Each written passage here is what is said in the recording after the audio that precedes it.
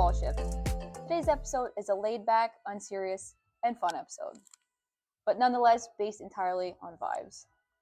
So today we're ranking medical specialties as boyfriend potential, but respectfully, of course.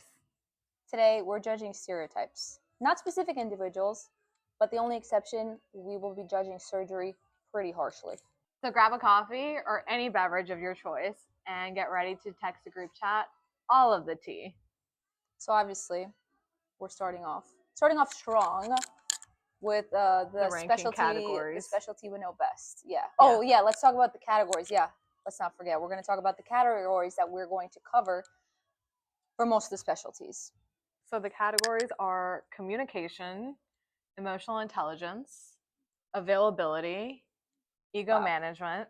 That's a big one. Considerate acts of love, honesty and loyalty, and this is a fun one. Would they take you to meet their mom? Oh, I love that one. I can't wait for that one. Okay. Do you want to start it off with the specialties? Yeah, so the specialties that we will be ranking today. So number 1, obviously, general surgery. Number 2, internal medicine. 3, emergency medicine. Then we'll go on to OBGYN, psych, peds, anesthesia, wink, wink, radiology, orthopedics, neuro, plastics, and CT surgery. Yeah, of course. Had to end at the home base. The best one. No, I'm just kidding. So, all right, general surgery. Okay, let's start it up. Communication in general surgery. I think I would rank general surgery the highest. I mean, I like our people. I think we're good people. That's because you know surgery, so it's hard. Yeah, I know it's hard. I mean, I think we're the most communicative. We're always on our phones. Yeah, so and we have to. He will always be on his phone. Yeah, because he's always looking at text from his. He's always going to respond to you. Yeah, or at least at the very least, he's going to send you a thumbs up sign or a K. Just like our attendings. Yeah, exactly. So always going to get some type of response because they're always on their phones. Another one for general surgery that I think is a good one is consider acts of love. I love that, like every surgery resident that I've worked with, every attending, they're always very considerate. It's like small gestures that go a long way. For example, like when we're on call, if anybody's going to grab food or grab like water or coffee or anything, they're always going to ask you like, hey, what do you want? And then it's never like weird too. It's never I'll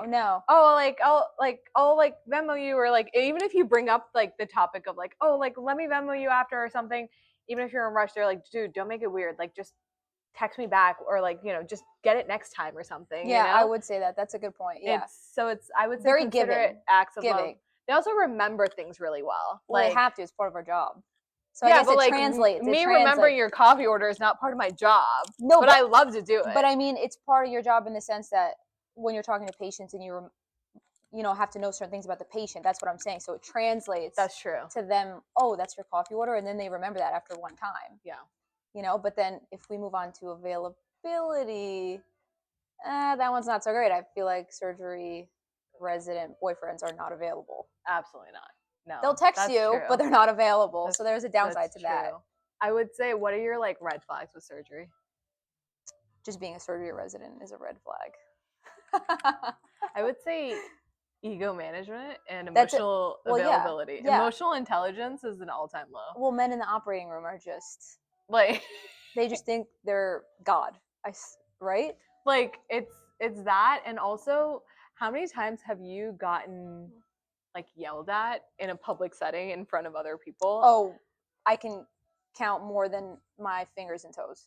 Like it's like a very regular thing. Yeah. And I would say like emotional intelligence on a whole is maybe not the greatest, because it's like I would prefer that you maybe yell at me in a private setting where I can actually take criticism and feedback well.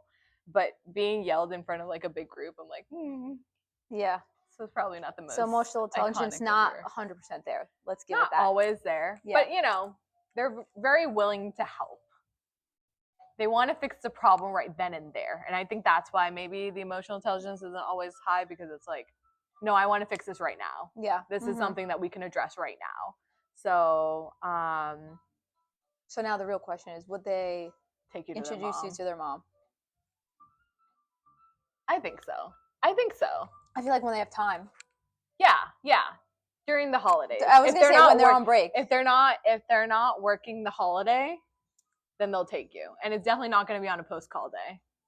Okay, now, out of 10, what would you rate a general surgery resident boyfriend? Out of 10. That's so I have hard. my answer. That's so hard because I feel like I am ranking myself. Basically. Because it's not but just a male. So like we keep saying like boyfriend and him because obviously that's how we're relating it to ourselves. That's how we're going to relate it to ourselves. But this can go for any gender. It's going to be a girlfriend, boyfriend, significant other, anything. So for general surgery, I think we're a solid 7. Okay, I was going to say 6.5.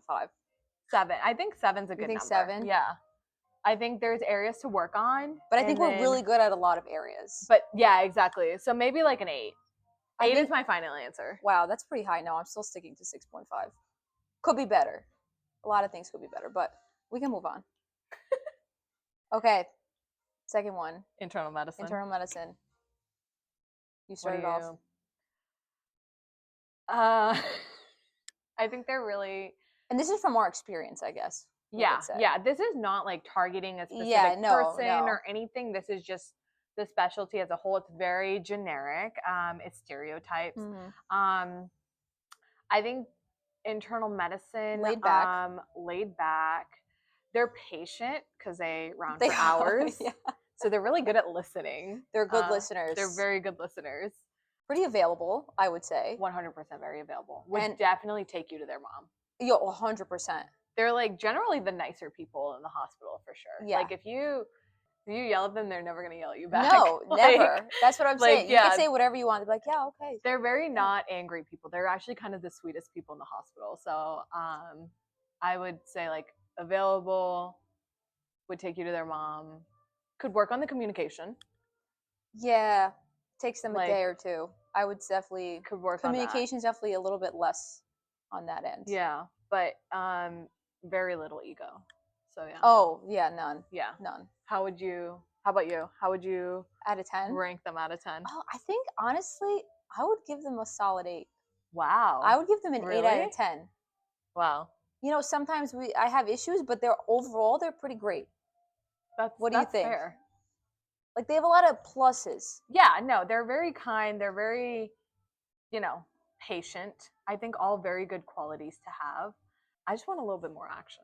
Like I'm just like more you need a more risque type of. Okay, well I was gonna say like somebody like a more adventurous, maybe. Adventurous. That's a good word. Adventurous, likes to do new things. Yeah, exactly. Spice things up. Sure. Okay. Adventurous. I'll give you that. Fine. So for me, it would be probably a 6 out of 10. Yeah. Okay. Emergency I said medicine. 8. Oh yeah, now we're moving on. We're moving on to emergency medicine. This one's a good one. God. Because we have a lot of mixed feelings. I have a lot of mixed feelings. As a surgical resident, you're gonna have a lot. I guess of we have feelings. A certain viewpoint of opinions as surgery residents, but we'll try to keep it kosher. Communication, I would say that overwhelming. They're communicative, but the communication is all over the place. Do you get what I'm saying? Disorganized. Yeah. Perfect word. That's exactly what I overwhelming. Overwhelming. Like, they could be clingy. Oh, that's a good way to say it. It's a clingy. Side note, have you ever gone to the ED and you're like, don't let them see the blue scrubs? No, yeah. Sometimes I'm and you're like, and you just kind of walk by as quickly as possible because the minute that you walk down, they're like, hey, I have another one. It's like right down here. Oh yeah. Like, hey, can you eyeball this? Can you just take a look at this? And you're like, we love you guys, but it's just funny. And I'm like, avoid the blue. Avoid the blue scrubs. Don't let them see or green. It. Don't let them. Yeah, for us it was teal or turquoise whatever or color seafoam is. green. Yeah, that's what it was. Seafoam green. Is that what this is called? Oh. So avoid letting them see it and run away. Yeah, and I would say availability is like on their terms. They'll be available when they want to be available to you. Well, remember it's shift work, so I don't think they entirely have a control, but they do schedule their own shifts. So yeah, but I still think they'll be available when they want to be. Because like sometimes I'll page them and they just won't answer because they don't want to answer. You know what I'm saying? So yeah, that's true. So would you say that's more like emotional intelligence because they know when to pick their fights? Yeah, I guess that's what it is. Like, so would you say that's high emotional intelligence on their part? Absolutely. Like they know what they're doing. Well, they know when to talk to you and when not to. Okay, yeah. Like I've never had them I will say, like, it's almost like a love-hate relationship, because some of my best friends are EM residents, and if I'm having a bad night, they're one of the first people to like recognize that and come up to me and give me like a pat on the shoulder, a hug, and be like, you're gonna get through and it's gonna be fine. Well, We're gonna get breakfast. Yeah, like, now you know that what I mean? I've made more friends in the Yeah. ED because you spend so much time there, I feel like you're right. They're super supportive. If you're Yeah. having a bad time, They're the they first always have a people to snack. notice. Yeah. They're like, here, we have so much food for everyone. Yeah.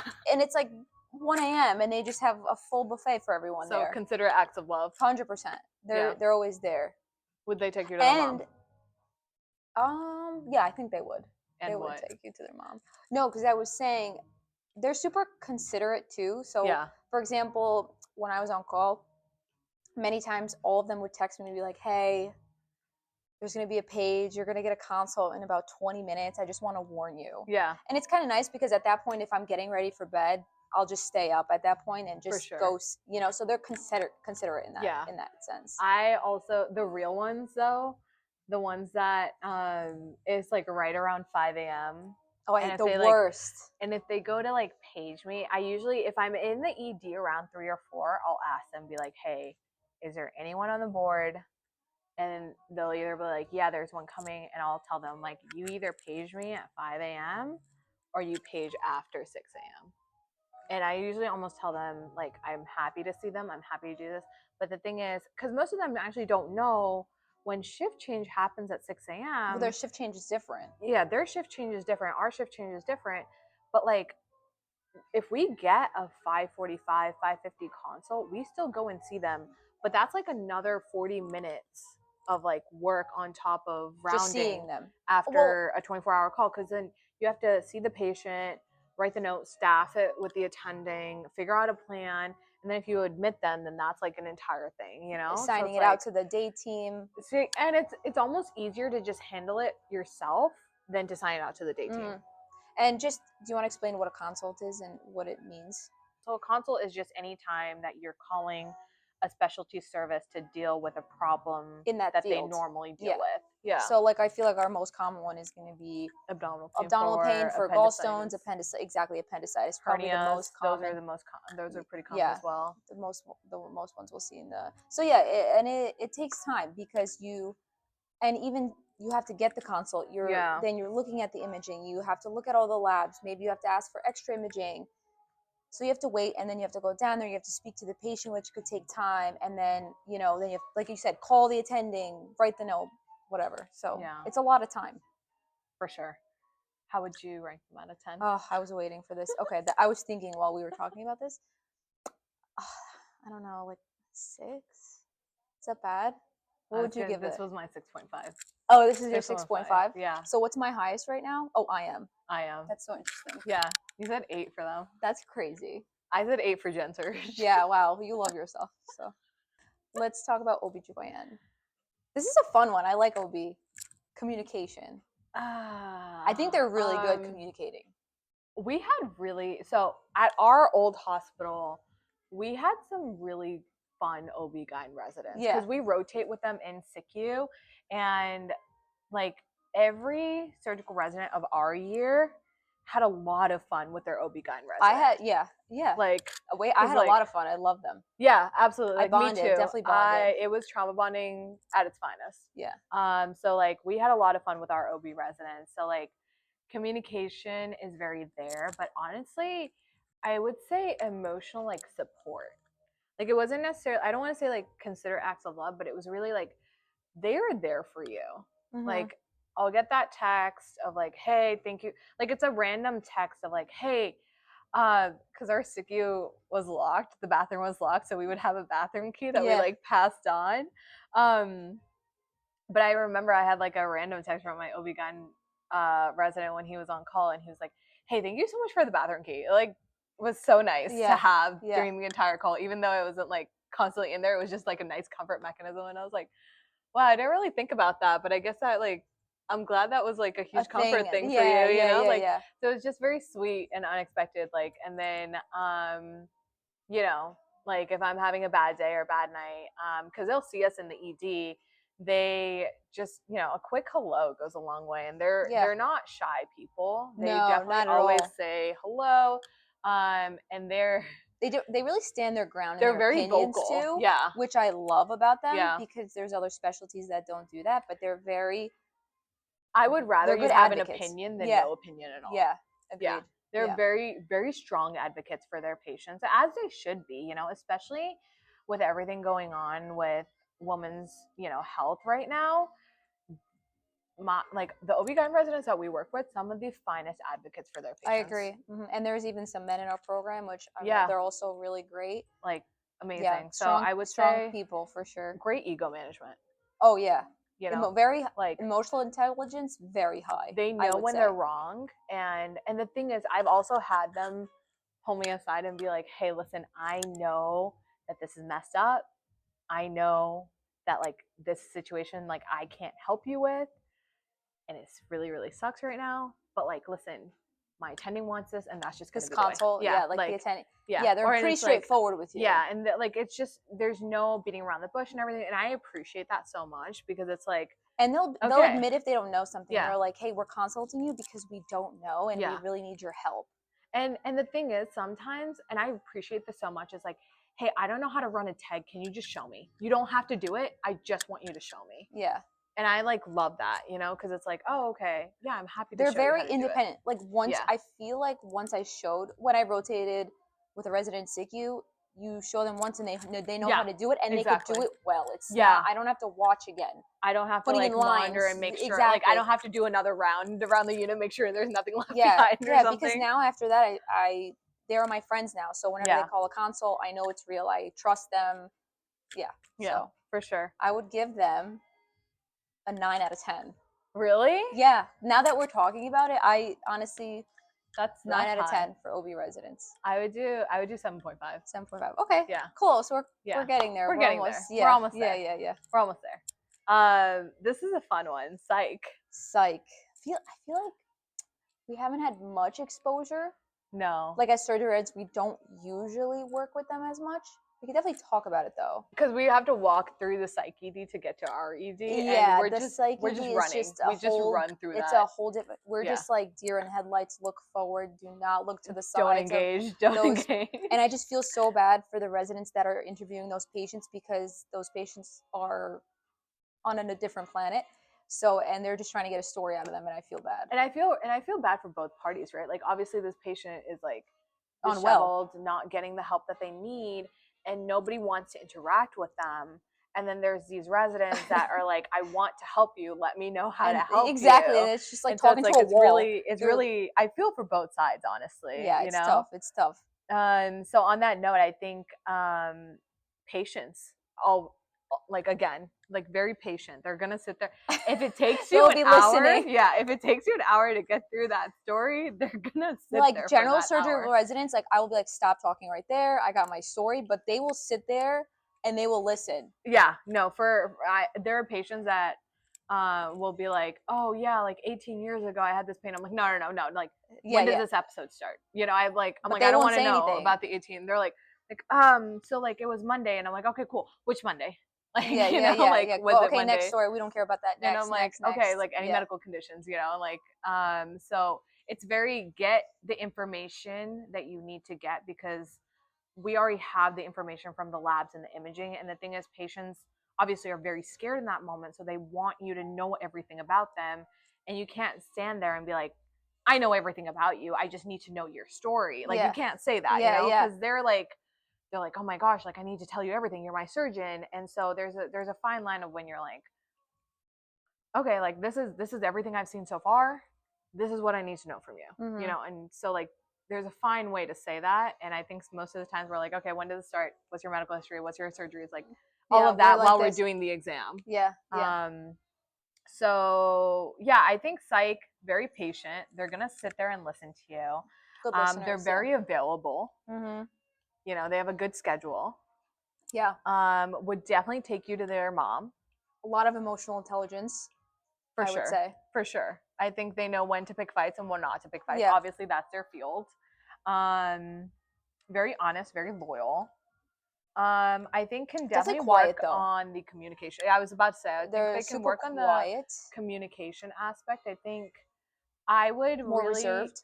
I would really struggle to know that maybe my partner feels a certain way and they're like not expressing it. And I feel like I feel that way about psych is like, at least the residents that I've interacted with is like, they're always like, okay, so like, what do you think is going on? What has happened so far and everything? And then I tell them and they're like, yeah, so these are our recommendations and this is what we would recommend. And it's like, you've already kind of thought about that, but sometimes I want to hear the reasoning of why it's maybe slightly different than what I thought. Mm-hmm. So like, for that reason, I would kind of say maybe their communication can improve a little, because it's like, I want an explanation, I want reasoning, and I then want also, you know, a little bit more, because they are so quiet. That is part of their personality. like, they're talking to patients all day at work, and Yeah. then they're gonna come home and just not want to talk. You know, they're talking all day. They're basically being a therapist to people all day. And when we come home, you know, especially as They don't general want to be your surgery residents, therapist. I They want to want to come be home your and vent. husband or your wife. No, but I want to come home and vent, and they're gonna say, "Oh, I had this all day. I don't want to vent it. I don't want somebody to vent to I would me feel anymore." really bad. I would feel really bad, because I mean, I see both sides. You know what I'm saying? Yeah. Yeah. So, what do you give it out of 10? What do you give? 7. 7. Yeah, 7. I think would just say like 7. for all of the patience and availability and the kindness, 7. But I think, you know, there are obvious like communication things that I'm like, okay, this is kind of a big thing. Yeah. Yeah. Peds. Peds. Oh, colorful people. I feel like in the hospital they just wear the craziest colors together. Like, you know, when somebody's Halloween walking, in you peds know. is like the best place to be. Like when it's Is it? Halloween, Is yeah, they're it? all dressed up. I mean, I picked general surgery to be with adults. Do you know what I'm saying? Like Halloween, if you're working Halloween in the hospital, you should go by the peds department. I know. I just feel sad seeing all the kids sick. You know, For sure. That's what I mean. For sure. I would say great communication, emotional intelligence. You can kind of work. I mean, because they're good with kids. They're great with kids, but I think that's the thing. That's like sometimes I feel like when they're talking to me, I still feel like a kid sometimes. Yeah, they do have that like voice. That little like distinction between talking to a kid to an adult. Like sometimes I feel like, I don't say like, it's not mansplaining, but they definitely talk to me like I'm a child. Oh yeah, 100%. You know, they're like, well, you know, we were hoping that like you could do this for the patient, and you know, you're like, that was my plan to do that for the patient. Yeah. So I would say probably like pretty good ego management. I've never seen like a very egoistic pediatric. Like if you explain your reasoning, they're pretty good. No, they're actually, well, yeah, I guess it depends. I had one bad experience in the pediatric ICU once. Yeah. Where this attending just thought he knew everything, and I was on peds surgery at the time, rotating, and we had our plan. It was a patient that's a surgical patient. Yeah. But we were just housing them in the peds ICU, and he basically said our management's completely wrong and that he's correct. So maybe this is just like a one-time experience, because usually the other attendings that I've had are just super, oh, that's what you want, we're going to follow what you guys want because you guys are the surgical specialty and we trust you. But this attending was just like, nope, you guys are wrong and I am right. Yeah, I've never had that, but I've also had like PICU fellows being like, what is your management and why? Like they will question you. Oh yeah, they 100% ask why. They're like, oh, we do it this way in peds, but why do you do it that way? Yeah, so they do question you. Yeah. So I wouldn't say it's like, I mean, that's a good thing, is that they want to know more, I guess. Yeah. Not that, are they questioning you, or do they just want to be more intelligent? Would they take you to their mom? Yeah, I think they would. Yeah, probably. Yeah, they would take. How would you rank them out of 10? I'm gonna give them a 5. Yeah. I'm sorry. Actually, this is the one that we both agree on. Yeah, I'm a 5 out of 10. 5 out of 10 for me. We just, but also we haven't interacted with them a ton. You know, I mean, peds surgery is mostly like a third year rotation in general surgery. So like we've done it a little in intern year. Yeah. Which like intern year peds is very different than a third year peds. Than junior, than like senior peds. Yeah. So, rotation. Yeah. All right. Anesthesia. Is that your type, Sahaja? I think that they're honest and loyal people. Okay, so one thing about me is I am a very high energy person. Obviously, surgery requires you to work well under pressure. And I'm very opinionated when it comes to my patients. Like I advocate for my patients very aggressively. And obviously we're always in the operating room with anesthesia.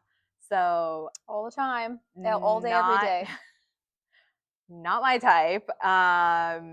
One thing that's very attractive to me is a person that's calm under pressure.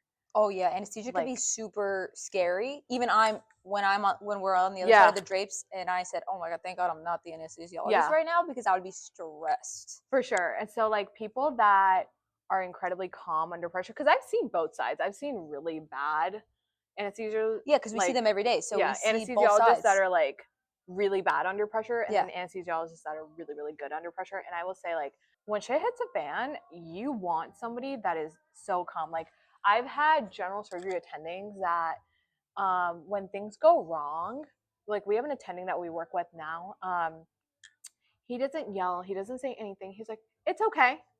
What's your next step?" Exactly. You know, like these are the things. And he's like very calm, very like neutral toned. It doesn't go up an octave or anything, no yelling. And he's one of my favorite people to work with. Like, so I think the whole calm under pressure thing. Also, I am really not good at peripheral IVs. Even at work, if I have to get a peripheral IV, I go and ask Parsa to put it in because I can't do it. So like anybody that is really good at doing things that I struggle with, I immediately find that like incredibly attractive. True. When they put in the IVs like in the operating room, I always watch because they do it so smoothly most of the time. Yeah. And I just can't. So I can get blood on any vessel, but I can't put it in like a peripheral IV. No. Like whatever, central line, femoral line, that's fine. Exactly. But it's the small peripheral IVs. I can't. And that they can do it like this, it's just like, wow. I know. I'm just like, it's like breathtaking. Yeah. I do like that. Oh my gosh. Yeah. So yeah, I would say communication is not great. They're not the greatest communicators. No, they're just on their phones, but they won't text you back. Never. Like they're always on their Kindle reading during an operation. And I'm like, you're not doing anything. Like I struggle to understand why it takes you 3-4 days to text me back. Yeah. Communication. Like, very and poor. also they never want to do anything post-call.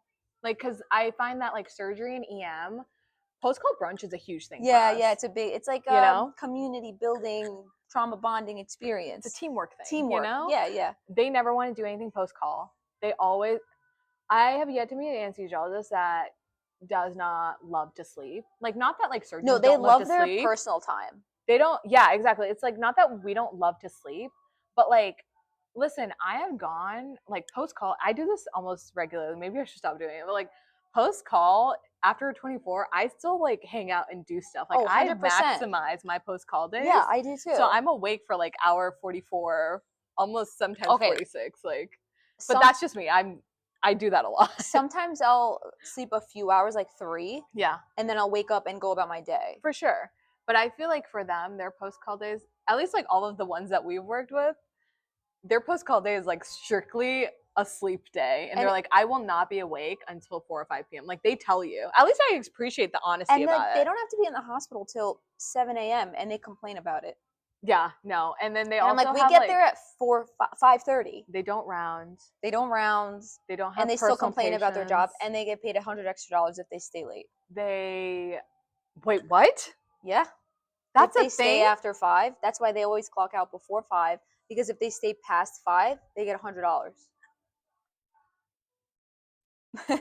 That's in their contract, so we should definitely fight for that. I know it will never happen because we stay late every day most of the time. So I'm going to be talking to our other producer on the show, Yakov, later about that because there's they have the good gig.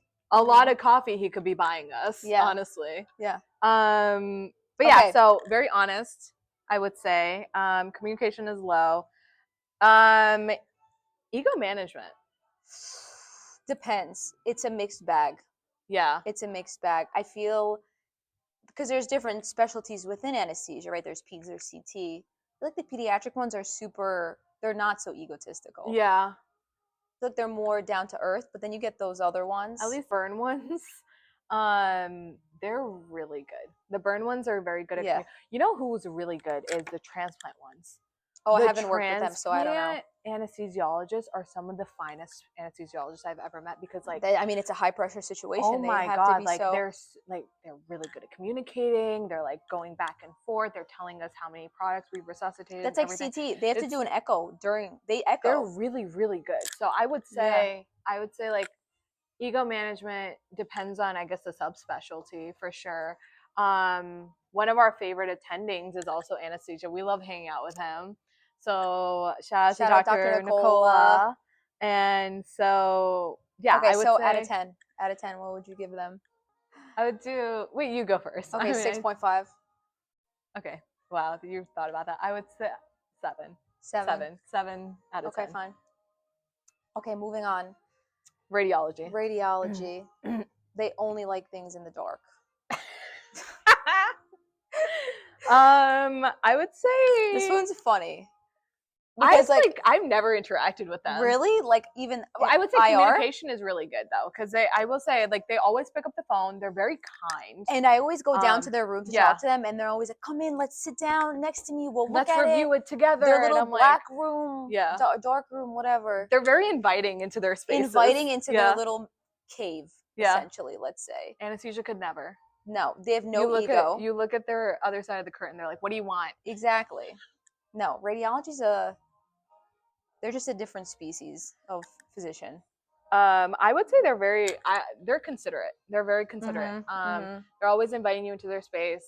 They want you to sit down. They're like, "Are you comfortable?" You know, like sitting down. I'm like, yeah, but can you just tell me what the scan shows? Yeah, they're just like, but what do you see? They take their time. They're very good at education. What's the final read?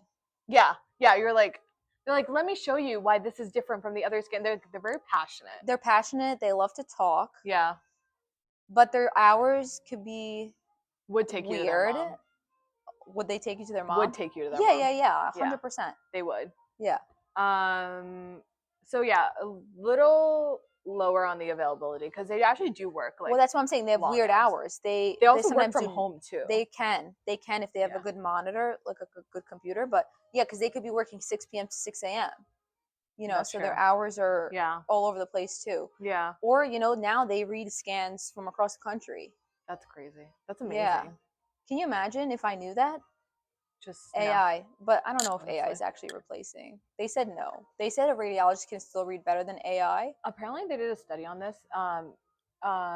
They asked patients, like, you know, would you prefer a physician or AI to read? And what did they say? No, just like to care for your problems. And they said a physician. And they said, what if, like, you know, AI has been like 95% better than like a person? Yeah. Would you trust a physician or AI? And they still said a physician. Interesting. And they said, what about, you know, and a lot of patients actually said, the only thing I would trust more than a physician is a physician with AI, like that's using AI. Yeah. And because that human touch is like so important to people, like that, you know, like humanism aspect is very, very important to people, especially our patients. So I think that's always interesting. So what would you rank radiologists out of 10? Honestly, I love radiologists. I'm giving them an 8 out of 10. Wow. I would do a 6. Wow. Was not expecting that. They just love to talk, you know? And I don't know. I just feel like they're in their own space. They're very nice. I have nothing against them. I have nothing against them. I just want the answers. Okay, I'm still giving them an 8 out of 10. That's fine. Okay, ortho. The bros. The ortho bros. The bros. Their communication is awful. So bad. Oh my God. We have so much to say because we work with them a lot. Emotional intelligence, all-time low. Availability, low. Ego management, high ego. High ego. Consider acts of love, never. Honesty. Half the time. I never trust an ortho bro. Never trust them. But the bros are loyal. They are loyal. They are very loyal. I will give them that. 50-50 honest, but loyal. Yeah, loyal. Would they take you to their mom? Absolutely not. Nope. But you know what? Gym dates are quality time. Yeah, honestly, you gotta find them. You gotta find a bro in their natural habitat, but like don't go into their call room. If you show up at their call room, they get scared of you. And also they like tell all their friends too, so then you get dirty looks. Also, I feel bad for residencies that have one girl that's an ortho resident and all other guys. Have you ever kudos noticed? to those women because I don't know how they do it. I was about to say, I was like, have you noticed that like that one female is most often is like one of the best residents too? Yeah, she's always she's the coolest chick badass. Ever. Yeah. She's like literally the queen of the group. Genuinely. And like all the guys respect them too. Like and shout out to the girls that are like shorter than 5'5" in ortho. In ortho with all the ortho bros. Oh my god, it's the coolest thing ever. To just watch them go at it with a hammer on a femur. I'm like, whoa. I will say the only thing I will trust from an ortho bro is their workout routine. Like if they give me a workout routine, I will follow that because I know. Yeah, they know look it all. at them. Look at them. It's the stereotype is real. Like I've never seen a not jacked ortho bro. Exactly. Have you seen on TikTok their biceps are huge. They have so many videos of them just in their call room. They have full gym sets. Like they do every whatever ortho those things are called. Actually, ortho bros, can you confirm? Do you have a full gym set in all of your call rooms? Like we need to know. They definitely do push-ups in between consults. Did you have an interior designer design your gym room, aka your call room? Probably. Like, how much did it cost? Was it provided by your program? Yeah. So what would you rank the bros? Okay. I would give them a 4. Based on personality traits. Yeah. Also, I will say a redeeming factor. But can I say something first? Yeah. As a caveat? A woman ortho, I'm giving a 9 out of 10. Oh, 100%. A male ortho, I'm giving a 4 out of 10. The sisses are great. Yeah. The cis, an ortho cis, 10 out of 10. 10 out of 10. Yeah. Ortho bro, straight up 4 out of 10. Redeeming factor though for the bros, it doesn't matter how late they need to stay. They will do the work. Yeah. Like they never complain about the work that they need to do. Like they'll try to fight a consult and we're like, no, this is ortho. This is not gen surgery or like something. They'll go see it. They'll be like, okay, I'll do it. Yeah. So I think a redeeming factor is that they're actually some of the hardest working people in the entire hospital. Yeah, I feel like they're there super late all the time. Yeah. Because they have to operate until 6, 7 p.m. and then they see their patients. Yeah. I feel like they like round. And they're also they're sometimes in the hospital earlier than we are. Yeah. And they round. They're like finishing their notes by the time we're like rounding. Yeah, exactly. 4 out of 10. 4 out of 10. So, anyways, moving on. Neurosurgery. Ooh. Or neurology in general. We want to do neurology. Yeah. Neurology. Because I'm afraid of neurosurgeons. Yeah, we all are, I think. They're some of the scariest attendings I've ever had to be in the OR with, and they yell. They literally, actually, because gen surg actually does work with neurosurgery sometimes. Like when we do VP shunts. Yeah. And he said, he literally said verbatim, I'm not going to say the word, but he's like, if you mess this the F up, I'm going to tell your program director to fire you. Like with a straight face. And I was sweating. I was an intern. And I was like, okay. I was like, I won't mess this up. But anyway, moving on. So we're not going to talk about them. No, we don't talk about them. If we say anything, I'm scared. Yeah, no, I really am. You are genuinely the gods of medicine, and we don't mess with the gods. Yeah, 7 years of residency. Yeah, we don't. No. Yeah. You're right. Everything you do, you're right. Neurology, though. I think the neuro experience that we've had at MIMO, though, we work a lot with the neurocrit care folks. Yeah, the neurocrit care, yes. Who are some of the kindest people. And also, like, very... responsive. Incredibly responsive. Also, I've called them, at, some of my favorite attendings, you'll call them at, like, 2 or 3 a.m., and they're like, hey, what's up? And you're like, why are you up right now? Like, it's one ring, and they're super awake. And so, same with the neurocrit care. You call them, they're like, hey, what's up? What's going on? And you're like, oh my God. And they don't get mad at you for calling at that time. No, and the thing is, this is something that I'm like trying to get out of the habit of, is when I have to call an attending in the middle of the night, it's always, hey, I'm so sorry I have to wake you up. Yes. And I have to get rid of like one of my seniors, when I was an intern, she literally called our program director at the time, and she was like, "Hey, Dr. So-and-so, I have a consult for you, but let me just give you like 30 seconds to, wake up a little." And I was like, wow, that was really classy. Like, that was, you really, like, and she told me, she was like, you don't have to be apologetic for doing your job. Yeah. Mm-hmm. And so, NeuroCrit Care, you call them up. They're so kind to you, because I'm always like, hey, I'm so sorry I'm waking you up. And they're like, no, it's okay. What's going on? Available, emotionally intelligent, and communicative. 7 out of 10. 8 out of 10. 8.5 out of 10. Wow, we went up a point and a half. Because they are really, really nice people, and they're kind, and they're available. Definitely would take you to their moms. That's what I was going to ask you. Would communicate. Yeah. They definitely will take you to their moms. Yeah, I think they would 100%. This is 100% solely based on our interactions with NeuroCrit Care. Yeah. And also the neuro consults that we have to place, like, they're very kind. Like they stroke show codes, like yeah. if you have a stroke code, they'll usually have a neuro come in. They've been nice. Yeah. They're super quiet, I think, but they've never... Yeah. They're super nice. They're also very quirky, which I love about them. I would say they are like the quirky group of, Yeah, I love that about them, because when I was an intern and we had a stroke code on one of our surgery patients in PACU, she paged me, and like she text paged me, and she said, "Hey, it's so and so with neuro. No badness on CT. Godspeed tonight." And I was like, "That's the coolest page I've received." So if we're talking about like a lunchroom, you know how they have cliques? Yeah. It's like the ortho bros or the jocks. For sure. Then the neuro people are definitely the quirky people, the quirky group. Would you say they're like the band geeks? Like the band geeks, yeah. And then surgery is definitely the bullies. What would you say? I feel like we're bullies. Okay.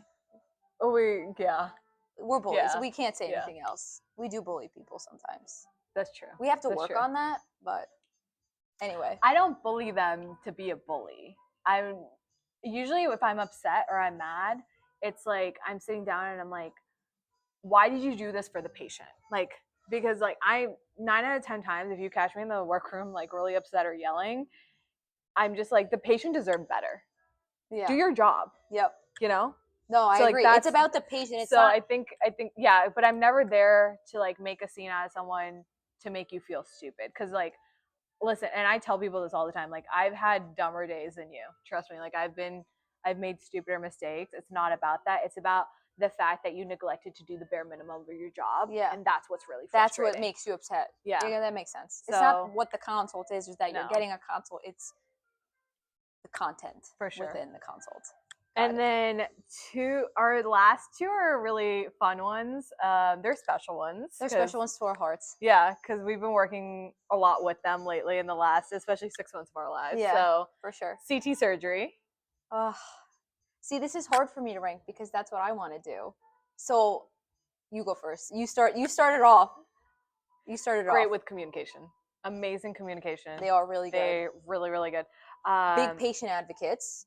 Huge, they're always bedside. Huge patient. Always bedside. Always talking to the patient. I've never had a CT surgeon that has not been kind when it comes to the patient. To the patient. Like, no, yeah, but wait, that's something that's a specific point. No. Like if I call them, if I call them at 2 or 3 a.m.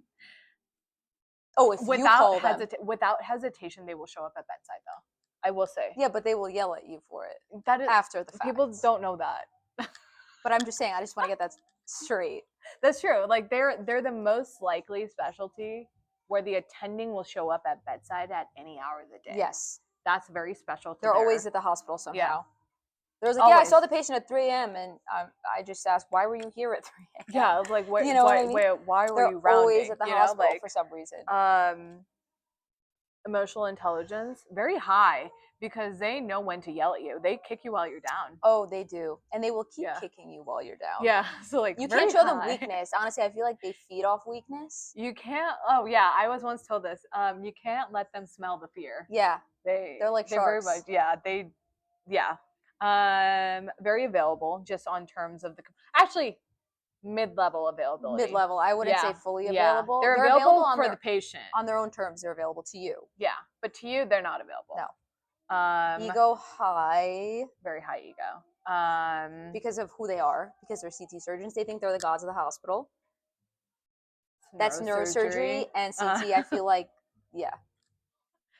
But they're super honest. They will be honest with you, and they're very loyal. They're they incredibly will loyal. Have your back. That's for sure. Absolutely. They will have your back. They whatever 100%. You say. And the nice thing is, though, I've never had a CT surgeon not have my back in front of the patient. Oh yeah, no. Then, Let's say you did whatever up, you do, anything, they will never. They will have your back in front of a team setting and everything, and then they'll pull you aside and be like, "What were you thinking?" Mm-mm. So they're very good on like terms of teamwork dynamics. Yeah, I agree. They have a good team building. Would they introduce you to their mom? Yeah, you don't really? think so? I think they would. I think they would be hesitant. You think they'd be hesitant? 100% sure. If you don't like have it all together and all perfect. Maybe okay, fine. I'll give you that. Yeah. If you're also impeccable sense of style. Oh my gosh, they dress so well. Yeah, they're honestly, which we're moving on to next. They're very similar. Plastics and CT surgery dress very well. I think in the hospital. True. The best dressed. We'll give them that award. Very true. Yeah. Very true. They're some of the most fashionable. Out of 10. This is gonna hit me hard. I'm gonna do 8 out of 10. It's just because I'm here. No, because I'm actually scared of them. The 2 points is because honestly, I'm more scared. I'll probably give you. I'll also say 8 out of 10 because I am also terrified of them. Yeah. So it's like I think that's why. And it's such a male-dominated field too. Yeah. And so I would say like they're kind of like the dads of surgery because I'm the most scared to make you disappointed. Yeah. You know what I mean? Yeah, I know what you mean. I always want to make them happy. Yeah, I'm like so scared to make you disappointed in me. Yeah. They are like dads sometimes in that sense. Because I once had a CT surgeon be like, I'm not upset, but I am disappointed. And it just went straight to my heart. I was like, oh man, okay. Yeah, they kick you while you're down. 8 out of 10. 8 out of 10. Okay, moving on to last but not least. Plastics. Plastics has a very, very special place in my heart. I think the plastics guys and girls, some of the finest technical skills. Yeah. They hold you to the highest standards. If my suture's not good, they'll cut it and they'll make you redo it. They constantly remind you how, because I work in a reconstructive unit. Yeah. So like beauty is a very big thing, because they are constantly reminding you, if this was your family member, like you can't be reckless. Of course they want a good repair. How would you want this to look on your family member? All about aesthetic. They're so about aesthetic. And I love them because all of the guys encourage you to like go get facials done, or like I had a chemical peel and I told my attending, I was like, listen, I need to be in the city by 4. That means I need to leave at least by 3. And he looks at me, he's like, Sahaja, the case just rolled in, it's 150. And I was like, yeah, it's a quick case, like we're in the OR.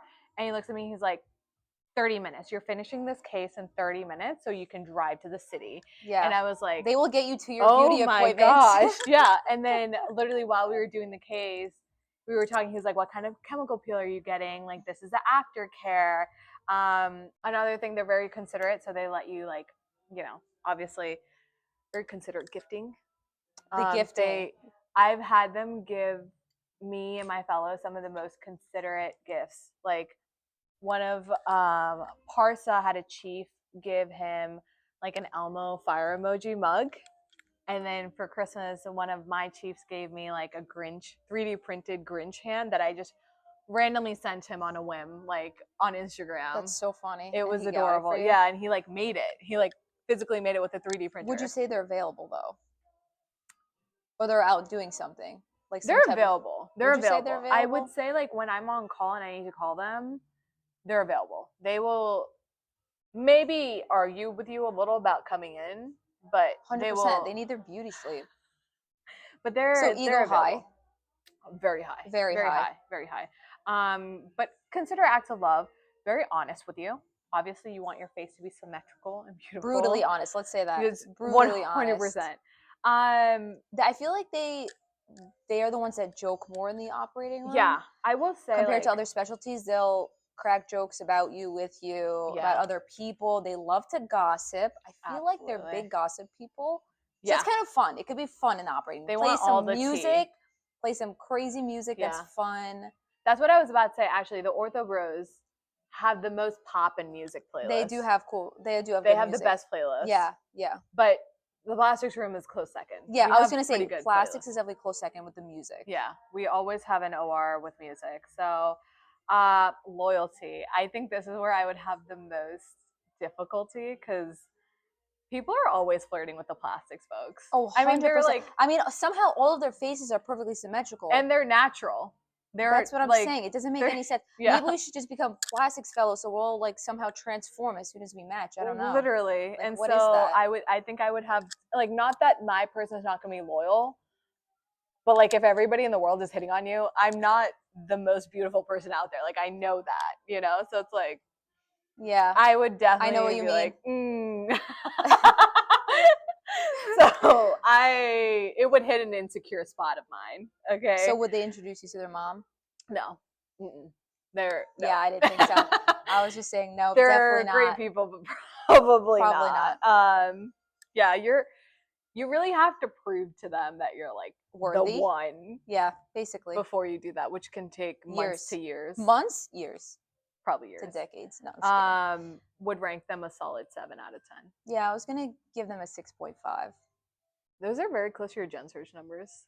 What was my Gen Surge number? 6.5. That was it. Wow, it's pretty low. Yeah, what was my highest one? Oh, IM. Yeah, I gave IM. No, CT you gave a 9. Oh well, that's and the biased. ortho. No, sorry, the ortho girls. The ortho girls are the highest actually. Yeah, kudos. That was the one. So at the end of the day, remember that emotional availability is super hot, and remember that the pager is an always everlasting third party. And remember, the ultimate green flag is that they pack a survival kit for their shift. More importantly, if you have felt go ahead. Oh yeah. If you have felt called out, we love that for you. But if you felt validated, that's even better. More importantly, choose peace or choose chaos. But whatever your decision is, choose consciously. So that brings this episode to a close. Please let us know your red flags and your green flags down in the comments. DM us or email us. We love hearing from you. Let us know if you have any certain topics that you want us to talk about and any feedback that you give from episodes that you've already heard. Thank you for tuning in today. We will see you next week. And a huge shout out, as usual, to our show's producers, Dr. Partha Latvi and Dr. Yakush Pak. Bye. Bye.